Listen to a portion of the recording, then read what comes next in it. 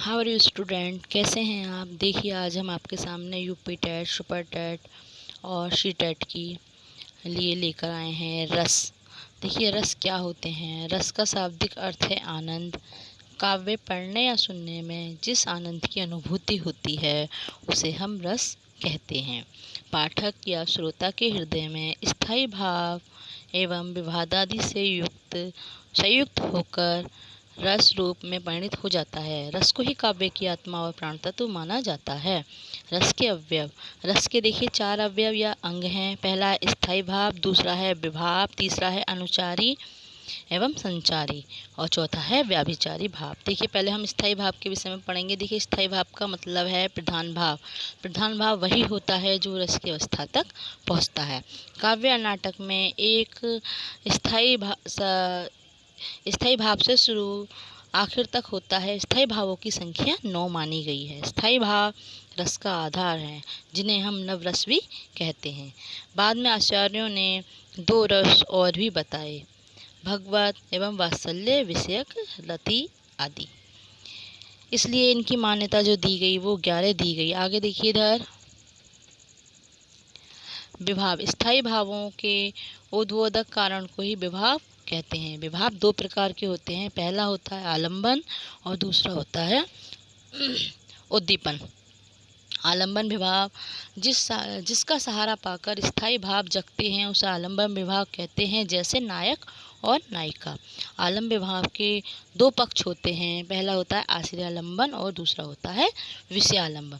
जिसके मन में भाव जगे वो है आश्रयालंबन और जिसके प्रति हमारे कारण के कारण भाव जगे वो होता है विषयालंबन। आगे देखिए उद्दीपन। उद्दीपन जिन वस्तुओं या परिस्थितियों को देखकर स्थायी भाव उद्दीत होते हैं उसे उद्दीपन विभाव कहते हैं, जैसे चांदनी और एकांत। आगे देखिए अनुभाव।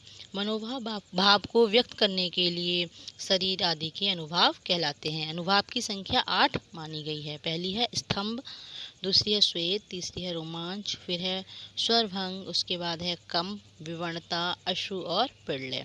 संचारी और व्याभिचारी भाव। मन में संचरण करने वाले भावों को संचारी या व्याभिचारी भाव कहते हैं। संचारी भावों की कुल संख्या 33 मानी गई है। आगे देखिए जो 33 मानी गई संख्या है वो है हर्ष, विषाद, त्रास, भय या व्यग्रता, लज्जा, ग्लानि, चिंता, शंका, अनुस्वा, अमर्ष, मोह, गर्व, उत्सुकता, उग्रता, चपलता, दीनता, जड़ता, आवेग, निर्वेद, घृति, इच्छाओं की पूर्ति, मति, विबोध, वितर्क, श्रम, आलस्य, निद्रा, स्वप्न, स्मृति, मद, उन्माद, अविवित्या, अपस्मार, व्याधि यानी कि रोग और मरण। देखिए हमारी 33 भाग हैं। उसके बाद देखिए रस के प्रकार। रस के प्रकार होते हैं 9 और देखिए उन्हें 11 भी हम मानते हैं। तो देखिए श्रृंगार रस होता है रति, इसका स्थायी भाव है रति या प्रेम। हास्य रस है, इसका है हास। करुण रस शोक। वीर रस उत्साह, क्रोध क्रोध, भयानक भय, विभत्स जुगुस्सा या घृणा, अद्भुत विस्मय आश्चर्य। शांत रस सम निर्वेद वैराग्य वीतराग। वत्सल वात्सल्य। भक्ति रस यानी कि किसी की भक्ति विषयक, रति या अनुराग। आगे देखिए मोस्ट इम्पोर्टेंट थिंग, श्रृंगार रस को ही रसराग कहा गया है। जहाँ 8 रस गिने जाते हैं वहाँ शांत रस को नहीं गिना जाता है। भरत मुनि ने केवल 8 रसों की ही चर्चा की है। आचार्य रामचंद्र ने हृदय की मुक्तावस्था के रूप में मानते हैं। क्या मानते हैं? रस को हृदय की मुक्तावस्था के रूप में मानते हैं।